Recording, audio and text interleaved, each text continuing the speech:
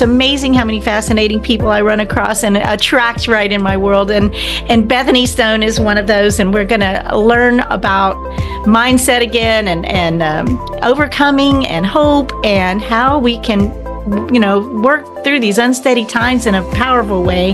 And I can't wait to introduce you to her. Facing head-on the emotions beneath the surface as we bridge from an old world of confusion and lack to a beautiful new world of freedom, abundance, and love with straightforward truth and inspired hope is what you'll find on the Charla Anderson Show. Collector and connector of fascinating people. And everyone is fascinating. Here's your host, Charla Anderson.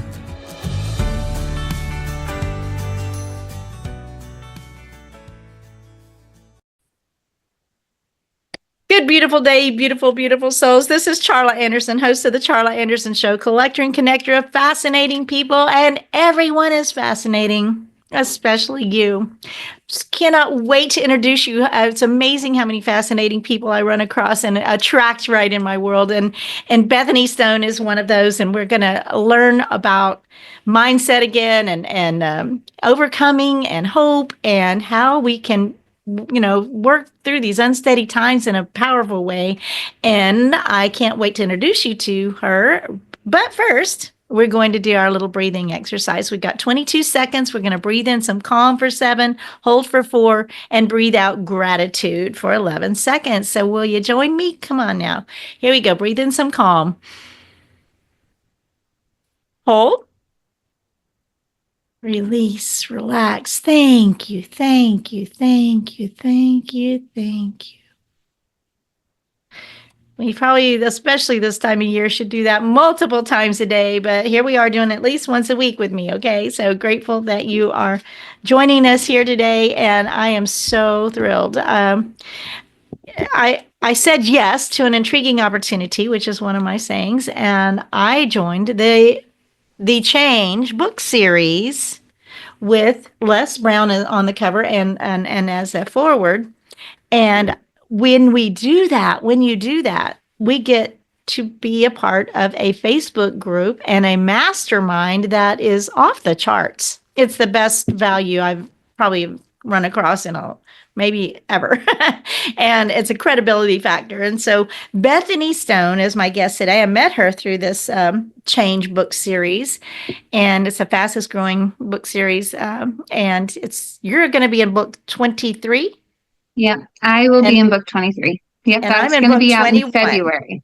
Okay, so it's coming right up. So, but you get to be a part of the mastermind, and isn't that not the most brilliant thing ever, right? So I feel like I learned so much. Like when you have people that have the same purpose and want the same things and the same drive, it's like the fire in the room just grows and you can feel it. It just is ignited, and I always walk away with a renewed hope of like, oh, I got this.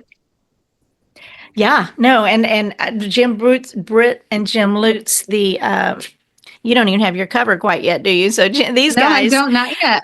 Okay, so these guys, they start day one with coaching and one-on-one coaching, and they're brilliant. They're world-class, world-famous folks that take us in under their wing, right, and give us really basic. I'm always blown away about how simple their systems are and what they're offering. And it's always this basic stuff that we need reminding sometimes of, right? So by human nature, we try to complicate everything because we're not okay with it actually being as simple as it is. It can't be that simple. So we overcomplicate it. And once we are so overwhelmed that we can't even process it anymore, all of a sudden someone is like, why? Just do this. Is all you need to do. And you just take a deep breath and go, oh, you're right. And go back to the basics. But we do this. Let's overcomplicate everything in our lives. Truly, poster child. So okay, Bethany, You live in Yeah. Idaho. I'm in Fort Worth. Yeah, I just heard your son is coming down here, so I'll be Yeah. a other mother for him. Anyway, Mhm. tell us who you are in this world. Tell us where you came from. What is your passion here? And then we'll talk a little about what you do and how we can share that with humanity. Okay. I grew up in a town of 1,000 people in a small farming town in Ashton. It's very small. And my parents are Swiss. So I grew up with a lot of culture. And Swiss people are known to be very, very determined. And I almost want to say that Swiss people are a little bit over prideful. Like they think that they are the best because they're Swiss. Like we have the best chocolate, we I have the was going to best say watches. chocolate and pastries, I know. it does work. And it just like transpires like through these people. They can do anything because they have this sense, this self-worth of like, I can do anything. And my grandmothers are like this, my aunt is like this, and my dad came over and Swiss immigrant, American dream. We grew up in great poverty and he built an amazing company from nothing. And I see that and I see the determination. And at 17, I was a very, very determined child.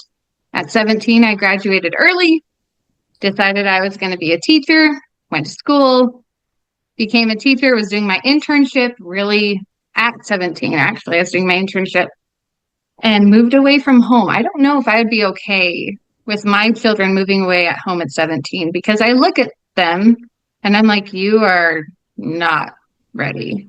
But I moved away at 17, did my internship, and presented, like I created curriculum, presented at many conferences, educational conferences, and I really love to teach children. I don't know how not to teach. And I love to teach, well, adults too. I just love to teach.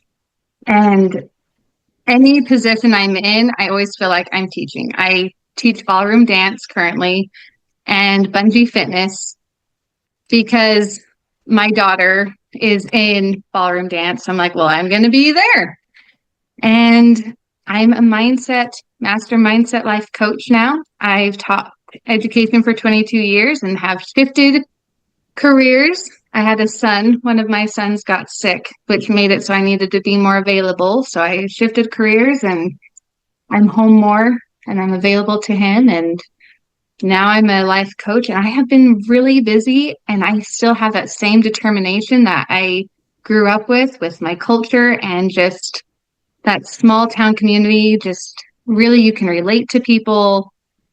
And I just feel like I've carried that through everything that I've been and am. And there's no lack of people to teach. So you have No, there's a full curriculum and an audience to speak to, and mindset. Every single one of us needs. I'm a mindset person too. I mean, every single one of us. And when we don't think we have a problem with our mindset, that's when we probably really do. Just saying. yeah. Well, and your So first client is always you. Like the first person you ever help is yourself in anything that you're doing. You always are helping yourself first. And I feel like I'm always helping myself. I'm very structured and very routine. And I know that if I don't do these things, I don't feel okay. I need to be fulfilled as, in my love box needs to be fulfilled. My social box needs to be fulfilled. My emotional box needs to be fulfilled. All these things need to be fulfilled. So I'm okay. And so mindset is not something that you ever just stop. It's something that you gain and you get the tools to do and you continue forever. Yeah. yes, these thousands and tens of thousands and maybe more of personal development stuff that I have in the attic and the closets and all over the shelves are there's you can't you never get there. You just don't get there. And so when you have a personal development mindset and to be a sponge that I want to do better, be better, make myself, how can I make myself heard? How can I make myself different? How can I make a difference in the world in a positive way? And so good for you. And I'm inspired by that upbringing. I mean, I know Swiss. There's a lot of. It seems like what are they, Scandinavian countries, so to speak, seem to have that, we're I going to do know it and we we're can do anything. stoic, and, we I can know. do I it. don't even know what the word is. Just like the determination. I don't know if it's like in my DNA. It's like now engraven Sounds inside like of it. me. But it just is. And it was funny because when my husband, when he started, I moved back home after my divorce to be with my parents, which was more stable, and we needed that environment. And I met my now husband, and he would come up to visit. And it was such a cultural experience to just come into my home. And because he is from Texas, he is just a USA boy, and to come to my home and just be immersed with an intense amount of culture, it just is the way it is. There's very strong traditions that are just the way it is. Every wall is covered in plates, like traditional plates, and it's a very traditional way of being brought up. And it works. I mean, they've survived, and you've survived, and They've done well. there's nothing wrong with that. Culture No. is huge, and having the traditions. And I do want to step back to when your father came to the United States of America. There's not Yeah. another country that has the word dream after it. Not another country in the world that has the word dream after it. And even in these unsteady times in our country, people are still wanting to be having the opportunity. And it's amazing how many, I would say, legal immigrants, people that come here to do that, to get a better their life, tend to way outperform my kids, for instance, that are raised in this. We got all this opportunity, but we got lazy. We haven't necessarily tapped into it in the way that would work. Does that make sense to your?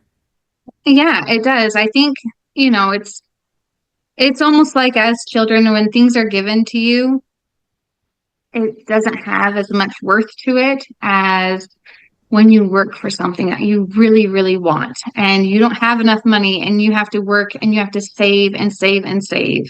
And the satisfaction of finally buying that because you earned it is so much different. And you earned it, but you also chose something that was of value to you. It's not like, oh yeah, I'll take that, or we're in this consumerism society that we never slow down to be still and know, like we just did in the breathing. Mm-hmm. We don't take time to hear that inner still small voice, and then we get consumed with so much stuff. Yes. And entertainment. I talk about this a lot. I believe entertainment has risen to be the top value in our society, at least in the people I witness. And that's a sad thing to me, because you'll never become you think about back in the day when there was nothing but stars to look at, and, you had to forage for food. They really had their minds to listen to the still small voice, to the voice of God inside of them, or whatever that is, and create phenomenal things. Yeah. That we still live on. Like being in education for so long, there were so many times, because I was a Montessori educator, and there's no technology in those classrooms, purposefully, but the kids were actually going through withdrawals. So the kids that I would see at the beginning of my career, they were a much calmer child, and they could be engaged very easily. I gave a presentation I guess it's still this year. So in February, I gave a presentation at an educational conference, and it was called Engaging the Unengageable. And it was specifically talking right about this, because we have a problem where people are so overstimulated right now. And it's not just children. We are in an overstimulated society. And if we do not have that constant sense of stimulation, we don't feel okay. All of a sudden we have anxiety. All of a sudden we're depressed. All of a sudden, we just don't feel okay, and we just want to climb in our beds and we just want to scroll our phones. Now, we have done that to ourselves. We've done that to ourselves by overstimulating our brain and shooting neurons together that really don't need to be active all the time. And because that became our normal, now we just don't feel okay without having it. It's almost like we have to take everything that we've done with our brains and we have to completely reprogram them. And that's why, like, when I was deciding what I needed to do, for so many years, I've been asked, before I even decided to do all of my mindset coaching certifications, I've been asked for years, are you a mindset coach? Are you a mindset coach? I'm like, I guess I should do this. So I appreciate, I saw that you were Montessori, and my son will be 42 in January, my oldest. Mm-hmm. And I found a Montessori school, and I loved that. Everything was their size. They were anything they thought that they could try to do, that they were able to do it. I'll just give an example. One day at home, one morning, he would actually, he was like 2.5, 3 years old, and he had an alarm, and he would set, he'd get up, and he would sometimes get his own. I was a flight attendant. I was traveling and this and that, but, and he was very self-sufficient. And when I remember one time he'd gotten his cereal bowl, put it on the chair, opened a box of cereal, poured it in there, got a full gallon of milk and opened it and poured it into, he was 3 years old at the most, somewhere in 3, poured it into that cereal bowl and fixed his own breakfast. And then he'd come get me up sometimes. I mean, so it was, they instill that program, that mindset, that way of teaching instills this. It's just what we do. This is how, we'll figure it out. And I loved that they, it was so great. And then my other two ended up going through some Montessori as well. Who knows when you start something, just saying, who knew that I would, because it was a half-day program. Okay. That I would end up having 11 years of half-day programs with the other kids. And then I was like, in and out. And then, in the 1 year where one had morning and one had afternoon, and I was like, oh my goodness. But you don't know that when you start something like that. But so the Montessori system is really phenomenal to me, and I was very, very happy to have found that, and it was close enough to my home to make it work for him. The reason why it's done in that way is we are teaching them at a very, very young age how capable we are. Well, they are, because we forget how capable we are. And our society really wants to push down on how capable we are, because it's easier to control incapable people. They can't control us. Totally. This is such a huge piece of it. Yeah, but if you instill at a young age how capable they are, and the other thing, that the wordage that is used in a Montessori environment, or even in a mindset environment, is so different, because everything is turned back towards the child. So, wow, you did that. You can do that. Wow, and so you're teaching them intrinsic motivation right away, which is so different than what the world teaches us. We are taught that we need to do this for that. We need to do that for that. These are the reasons why we have to do it for that. And to get something else. Yes. And we are teaching, you're doing this because it's the right thing to do. You're doing this because you want to. You're doing this because you know that it's going to better somebody else. You're doing this not because it's, you're going to get something. I mean, you do get something, but it's so much better than something that just fleets away so quickly than a monetary thing.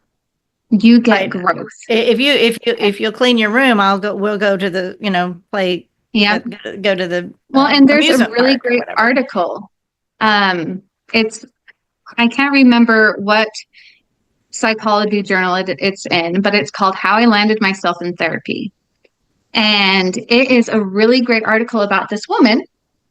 And she is so happy. She is always so happy. She goes through life just extremely happy. She gets all the participation awards, straight A student. She is a teacher pleaser. She is just great. She gets to college and she falls into a very, very deep depression. And she can't figure out why. And what happened is everyone stopped telling her good job. Everyone stopped telling her good job and giving her participation awards and getting recognized for this or for that, or you were the number one in the class or things like that. Because as soon as you're in college, all of a sudden you're not getting participation awards. And she realized that she was doing everything for extrinsic motivation all the time. And that's why that's one of the large reasons why we have so much depression and anxiety with these kids that are going into college, because they come from this very, very overly bearing society of good job, good job, good job, good job. You are the best. Here's your orchestra award. Here is this. You did so good at this and this and this. Here's college. And there's no more. And all of a sudden they don't know what to do with themselves. And they're like, why? Why am I sad? Because they forgot to do it for themselves. They forgot to do it for themselves. And because they forgot to do it for themselves, it doesn't matter. It's a huge point you're making. It's a huge point. And at instant gratification, instant, good boy, good kid, you did good. Yeah. Instead of, man, I bet that feels good. I bet that felt good to pick up that trash, right? And so or you're playing violin because you love it. You may not get an award. And guess what? If you want to continue violin and you can't get into the college music orchestra, that's okay. If it's something you love, you keep doing it. You're finding satisfaction within yourself, not because somebody else is telling you good job. Yeah, this is an incredible needed conversation because I witness it so much. Yes. So getting my son, the same son, when he was 6 years old, he came home and he's going, he was in swim team and he was in gymnastics. And he said, Mom, can you believe in just my small speck of a life? I've gotten all these trophies. Literally use that word at 6 years old, my small speck of a life. So cute. And I'm like, what? Where did that come from? And it was cute, but he was doing, we wanted him to experience everything. And I would not recommend that anymore. Cause it's not duplicatable if you have more than one kid and in an easy way. But, but he recognized, he's getting these trophies, but and I'm guessing now looking back, what you're saying, they were probably mostly participation trophies, but they did, in the swim team, they had first, second, and third. I mean, you want the competition, so to speak, but you don't want it to be only that. You want to do it because you want them to do it because they like it. As soon as swimming isn't fun anymore, why keep swimming? You want to follow the child, or even follow what your needs are. And my needs change as an adult. For a long time, I was only dancing. Now I'm dancing and running, I can't just dance. Can't just dance. Even though I like to dance, it's not what I want to do. I found that I love running a lot more. And don't you do some biking and hiking? You guys are outdoor people, according to what I saw. Y'all are like, yeah, we are. We go on some pretty epic mountain backpacking trips, and I look forward to the snow melting and getting up in those mountains. And it's It is one of the hardest and most rewarding things you can do, just because your body, number one, you have a 20-pound pack. I sometimes pack a little heavier. I am trying to be a lighter packer, but I feel like I really want a good sleeping pad. And, you are hiking up these really steep mountains. I mean, literal mountains. And you go from, 5,000 feet to 12,000. And it gets hard, not just because you have lack of oxygen, which, it happens. Your body is strained because you have lack of oxygen because of the weight that you've been carrying for hours. And because the incline is just so much. And the terrain is not easy. And you just keep going and keep going. And it sounds right now, I mean, I'm listening to myself. This sounds terrible. But as you're stepping, and when I'm at my wit's end and I'm like, I don't know if I can do this anymore, I just keep saying, you know what? One more step, just one more step. And when you get to that top and you get to look over the top of all the mountains and look down into the valleys and just see the most beautiful things you've ever seen, it's almost the amount of dopamine you get is amazing. You just feel so fulfilled and so light, not just because you put that pack down, but it's almost like all your burdens are gone. And I kind of think like that's kind of how, life is hard, and we don't know till we reach the top. And then it seems like we can look down and be like, I did that. I'm cool. It's you against the elements. So what you've done Always. is, and it's a mindset. I can do this one more step. And you look at people that, the overcomers in prisoners of war and all those things that are just incredible stories. There's no lack of those stories. But when you reach the pinnacle, when you reach the top, you've done it and you're like, and I would think, I'm guessing, and I've not done what you just talked about in that extreme, but you get there and it feels like you're closer to God. It feels like you are closer to God physically, right? I really God's in here too, but no, but the sense of peace and fulfillment you feel is uncomparable because you accomplished something hard. You don't have to climb a mountain to experience that, though. You just people have running to marathons too, or just completing their book or whatever it happens to be. It's any challenge in your life. When you're done, if you take a moment to recognize it, you will get that sense of accomplishment and that intrinsic motivation. And to recognize that feeling, so that every single time you have that feeling, you can have that sense of gratitude for it, just brings you to that next level. And it makes you want to accomplish more for yourself, not for other people. I love that. And this is a thing, I know that it's been something I've not done well, is celebrate even small things, but celebrate completion. It's like, oh, it's just what I did and I finished it and now I'm going to do this. And, so often has been my life, of not really anchoring those wins. And I think that that's a little key piece that we can, what you're talking about, realization that you totally did something. And it's not, years and years ago, I was a flight attendant for 34 years. I retired 17 years ago, maybe. And I was in a class with, I think it was an NLP class, something like that, where I was like, and he came to me at lunch, the teacher, and there was about a dozen of us there. And he said, I think I've heard you say, oh, I was just a flight attendant a dozen times this morning. If I ever hear you say that again, you're out of here, whatever. And I was like, I just did what I did, right? But I was I was an international coordinator. I was an award-winning flight attendant. I carried the Olympic torch for I won all these, things that you don't think about flight attendants winning. But and I could get you out of an airplane in 90 seconds flat, and I commuted and I worked max hours and a mission trip mom, and I was doing all this stuff. But I didn't have a degree, so I was just a flight attendant. That was my mindset back then. And I'm like, wait a minute. So I shifted that one thing because I was an international flight attendant that did all this stuff. I can do anything, right? Yes, So it's 100%. You can do it took anything. a split. So my second book is Split Second Transformation: Change Your Words, Change Your Life. 31 daily practices. Every word Nice. matters. Every word Hmm. matters.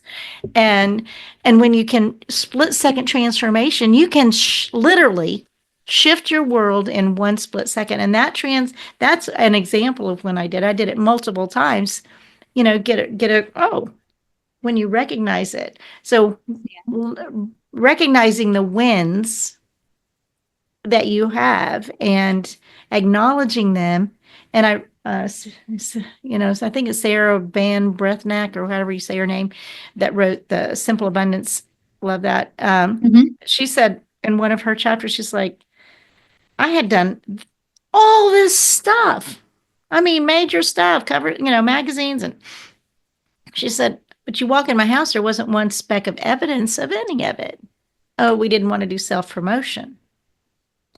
Right. So, and then Yeah.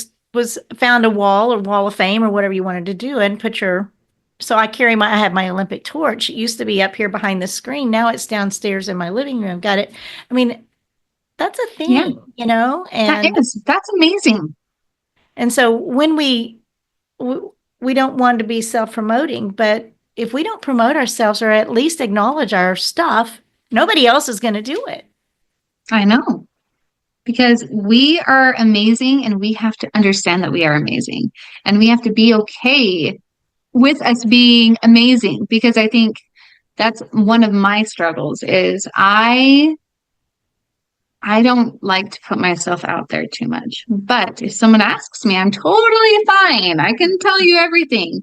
But I Self-promotion, we're sometimes, talking about self-promotion. We don't want yeah, self-promotion. We don't want to appear to be arrogant or what's the word?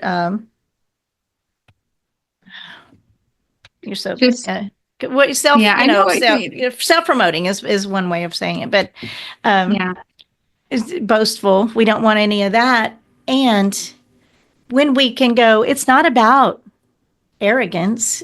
It's about no, authority. It's the authority factor, right? We have an authority that we actually literally have evidence of. So, I've seen some certificates behind you. Why not? We've yeah, done the work.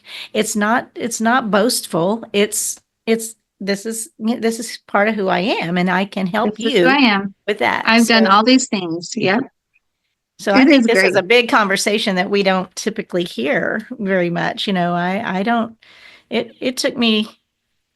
I'm still not really very good at it. I'm like, oh yeah, I wrote this book. Oh, it's bestseller. I wrote this, I mean, it's like, it's just what Well, I do. I think But it's intimidating. what we It's do, intimidating, like for us to promote ourselves because we have fear. Like the bottom line is, even though we feel good about these things and we can acknowledge that we've done these things, to put it out there though, there is the base of all of this is fear, is rejection. So what if I put all these things out there and nobody likes me? Nobody buys one copy of my book. Nobody ever even like acknowledges anything. I just put this out there. Well, okay. Is that the worst thing that can happen? Because those aren't really bad things.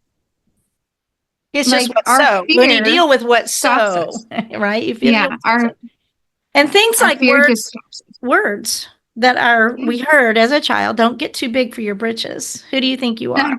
Those Yes, kind of yes. things. And Yeah. did I get too big for my britches? Because I did this nice thing, and I don't know. We get silly about it, but I don't think it's a silly No. concept. I guess we just all need to get bigger bitches.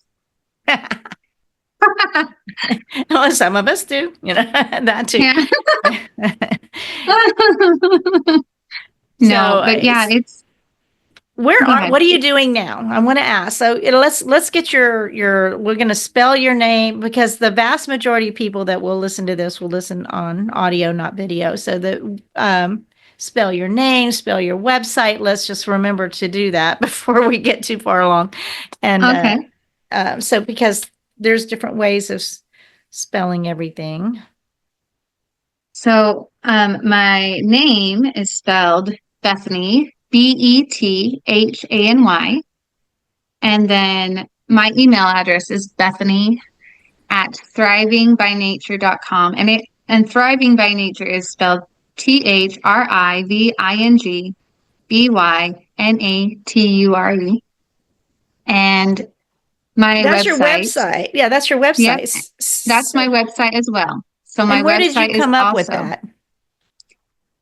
because I feel like everyone has the ability to thrive within themselves. It's part of our human nature. It is our God-given right to be able to thrive. God did not put us on this earth to have us fail.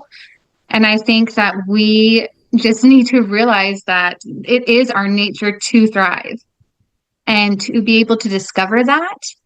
And if we can discover how we can thrive, and that's all I do is help you to discover that. Is what you need to support you to be able to thrive in the aspects of your life where you feel like you are lacking. That's what I do. So how are you marketing that? How are you getting that word You out? can You've go got to a my podcast. website. I do have a little podcast.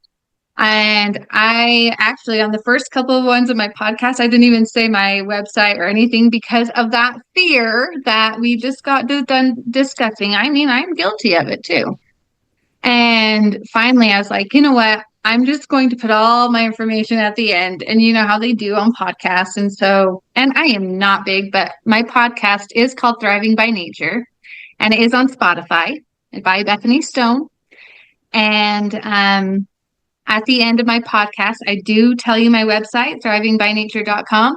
And on my website, you can actually there's a free download on my website for a free PDF on why you might feel stuck and how to get out of that. And you can download that free PDF and then you can actually book a free strategy call with me through there. And everything's on my website.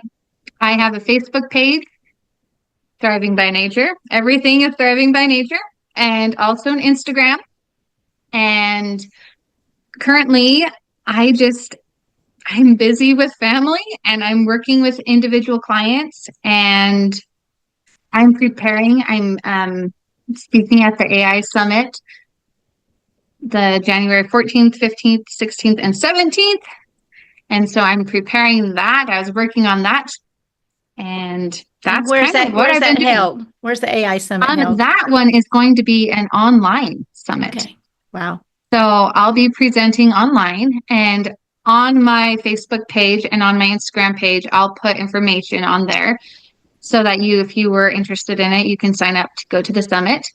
I think it will be a really great summit. I'm not an AI marketing person, but I'm there because I'm teaching and talking about organization in your personal life and in your professional life and how that can really boost every aspect of your life forward. So that's what I will be speaking about.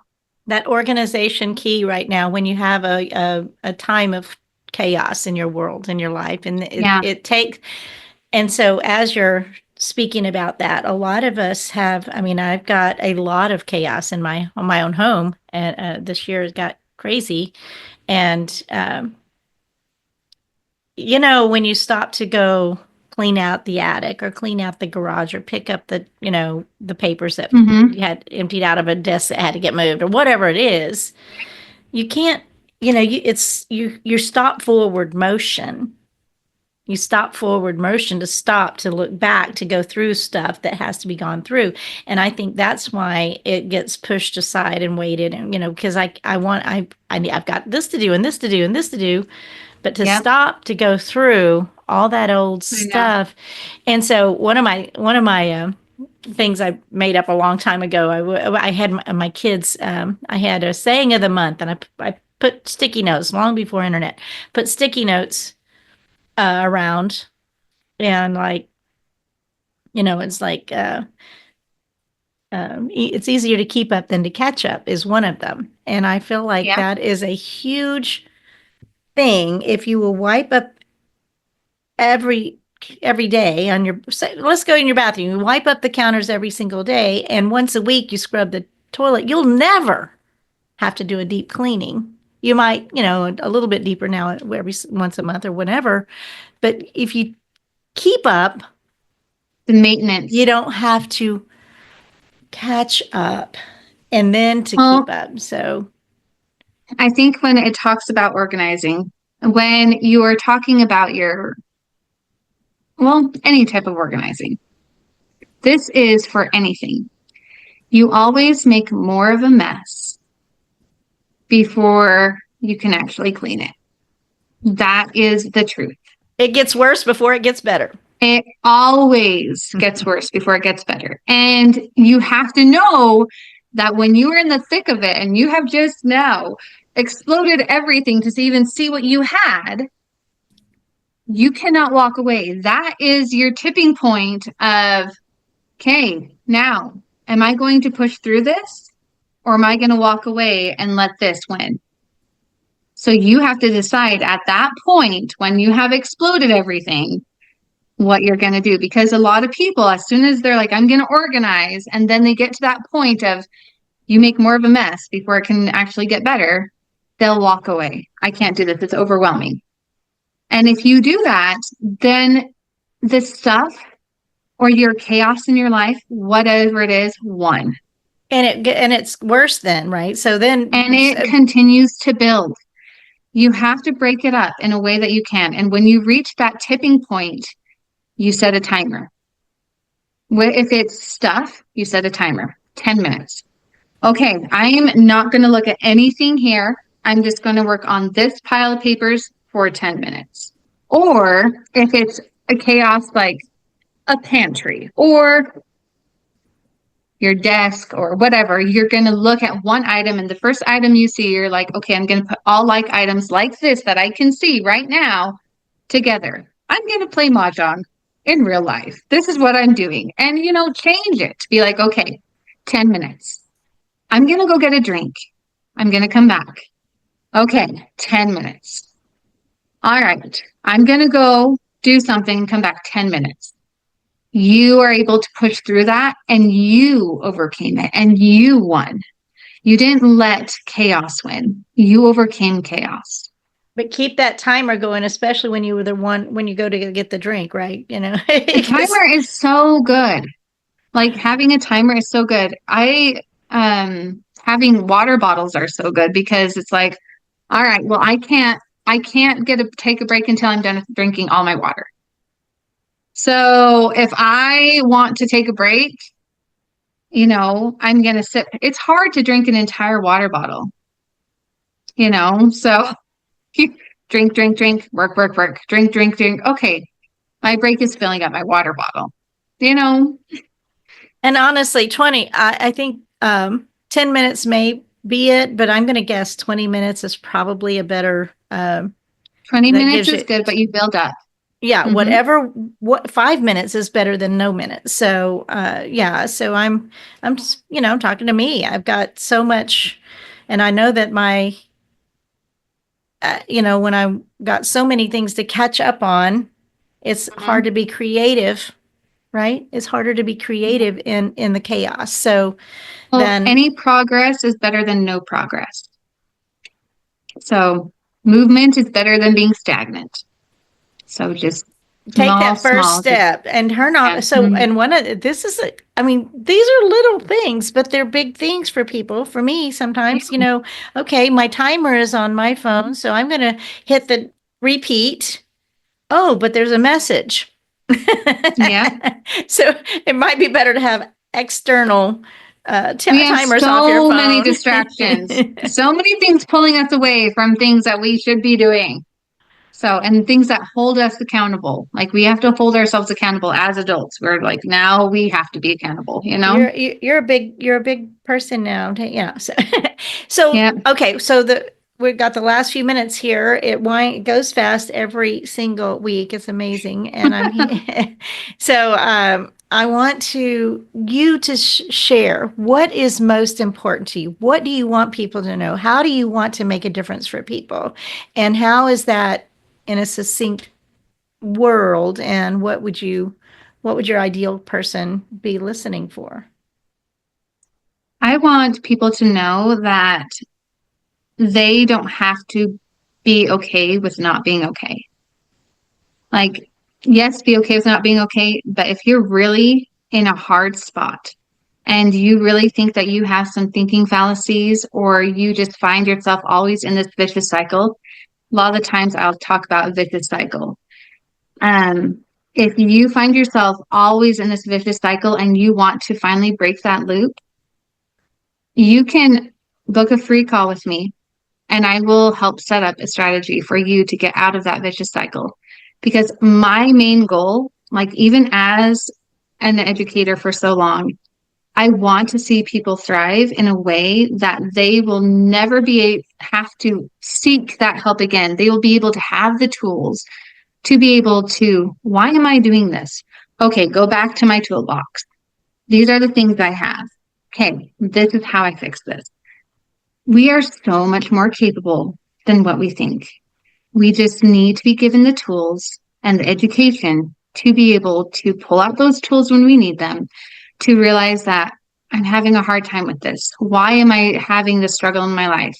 Go to your toolbox, pull it out. Okay, I can fix that. That is what I want people to be able to do. I want everyone to be able to have that toolbox with them, to be able to pull out what they need so that they can really thrive in their own lives.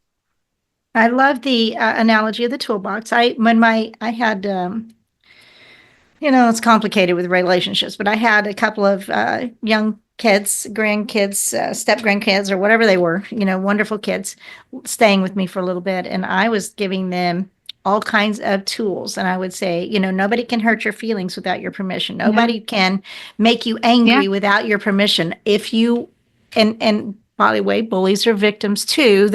What if you gave them grace and empathy rather than getting offended? And I don't ever mean take abuse, but the mindset, the perspective that why wonder what's going on in their world, right? That would cause them to be treating someone else like that. They don't love themselves enough. So I gave them a whole list of the tools that they could use. Put an eggshell around yourself, or step into a big Ziploc so it can bounce off of you instead of receiving it.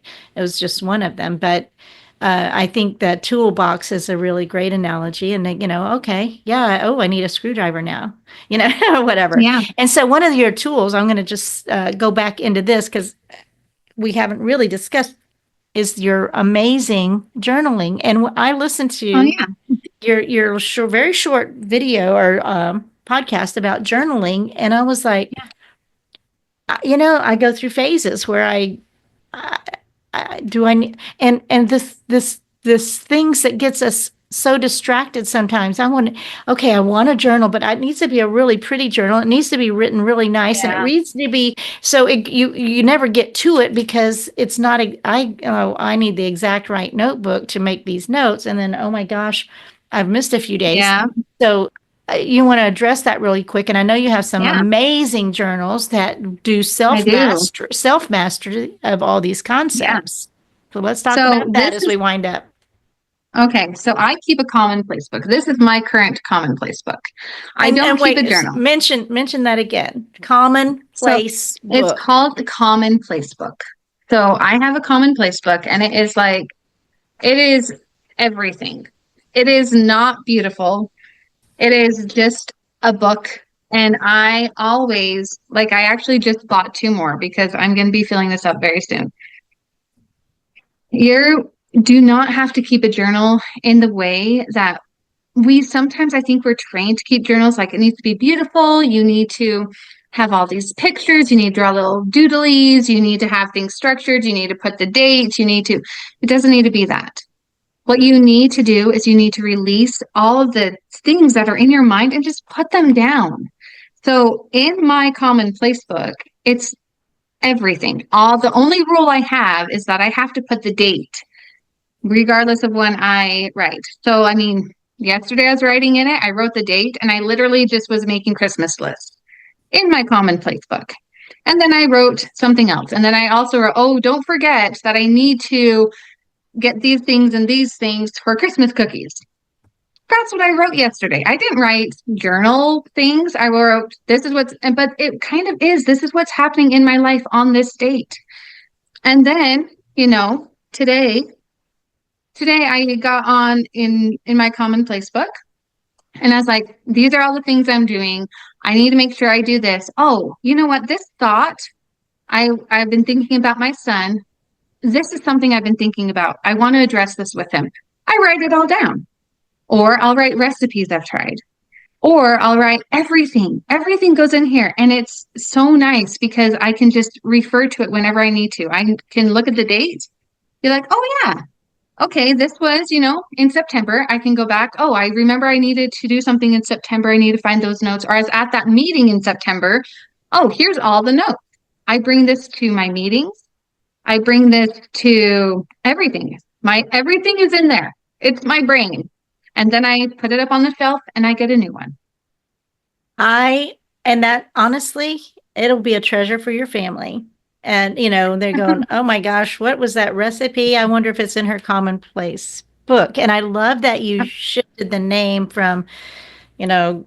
Journaling. And I was like, I've got to have a gratitude journal and I have to have a to-do list journal and I have to have and we get Charla, gets so bogged down into the, which way do I go that I don't do any of it. And then so much gets lost in the shuffle. We don't. Yeah, we don't have to have multiple books. We just have to have one. I think that is as brilliant as anything I've heard. So thank you for that.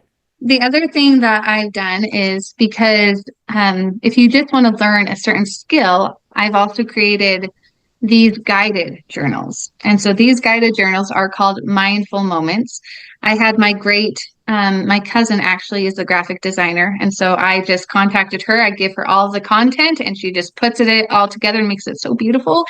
Anyways, and so there's different topics like meditation, patience, persistence, organization, self-care, and you can just order one and then it just kind of goes through. You have a little place to journal, a mood tracker, you have coloring pages, and every week you have a little lesson on what the topic is. So if you're just trying to learn how to do these things, this is a great way to start. And this one is all about learning meditation and the skills behind meditation and how to do that.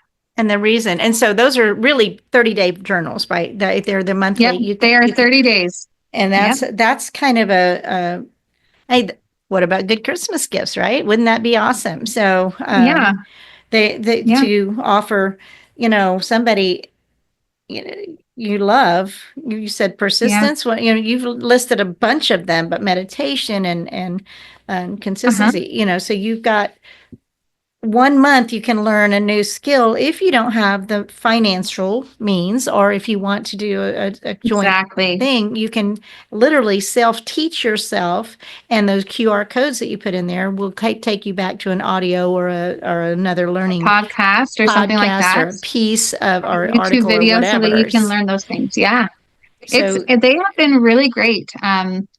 Very well received, I can imagine. And what is about the cost of one of the monthly ones? So if you just want the journal, it's $30.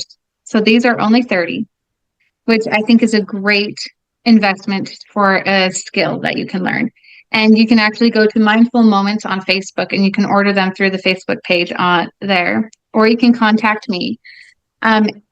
If you schedule a call with me and you mention that you heard it from this show, then I will send you a free PDF of the meditation one. Nice. So, thank you. That's generous, though. That's a great offer. So thank you so much. Well, any final words? We're shutting her down, and like I said, I keep thinking I'm going to just do 30 minutes, but I can't. we get so much going and so much fun and I so much learning. I mean, I learn so much every week from these fascinating people, and everyone's fascinating, and I'm collecting more and more every week of these people, many of the people from the Change book we talked about. So, Yeah. if Everyone I've anybody, met has been amazing. everybody, So everybody, I've had everyone. probably 6 or 7, and I've got 2 or 3 more, I think, scheduled already from the Change. I mean, that's where I'm getting a pool of guests because they're brilliant. Yeah, They're they're so fun. brilliant and so they're diverse, but such a common make a difference in our world people. So yeah, it's great, great, great, great. So last words, we gotta shut her down. Last words. To remember that the things that you do today will change your tomorrow. So always make sure that you're aware of what you're doing today. And if you don't like what happened today, then change it. Where you are is all. This is the way I say it. Where you are is all you have right this Yeah. second. You don't have any other place to be than where you have ended up right this second. You can't change Yeah. any of that. You can't change 1 second of your past. You can only change. No. Can only change If you don't like where you are right this second, you can make a different choice. Your next step can be a different word, a different direction, and start a path right now, today, in your world. You can change your next step. You can change. You don't have to stay in your status quo if you aren't happy No. And about it. every day is a new day and a new chance. Every day. Every minute Don't of have every to. day, but That's truly, right. if you're in the gutter, you are loved. This is one way I say it. God loves you, and if He created you, He created you in His image, and He loves you. And if you're in the gutter or in the castle, you are provided for. You have been provided for up until if you can take a breath. The I am in you. If you can take a breath, then you have been provided for. Yeah. And We're out of time, but there's a really awesome song I used to teach kids about breathing. I don't know. Do I have enough time to sing it to you? you got 2 minutes till we're Perfect. Okay. So this is a song that I still remember and I will sing. Um, sometimes for myself, but it goes. Give yourself a bear hug because you're strong. Give yourself a bear hug because you're brave. Give yourself a bear hug because you're important. Give yourself a bear hug every day. Breathe in and breathe out. Hold your breath and let it out. Give yourself a bear hug because you're strong. Give yourself a bear hug because you're brave. Give yourself a bear hug every day. And so when I think about those things, you remember how important you are. And you remember to breathe and take that moment. Thank you for that. That's beautiful. And if you don't mind, if you'll send me the words or some way that so I can put it in the blog post of the Yeah, I'll send you podcast, yeah, I will. that would be awesome. Well, thank you, Bethany. It's been really, really amazing. I love hearing from you. I'm grateful. I'm inspired by you and your determination family, the Swiss. Swiss grit. I love Zurich. I've been, I love as a flight attendant, I would spend time there. My second son fell down Mount Titlis and broke his stuff while he was on a tour over there. And I was like, yeah, what do you do? But broke a tooth and I think his arm. Anyway, it's a long time ago, but Wow. yeah, so we've had some experience in Switzerland, just a bit. But thank you, thank you, thank you. I appreciate you, and we will be in touch. And I will, as I always tend to do, is in my show with them, and always, always, always just choose joy.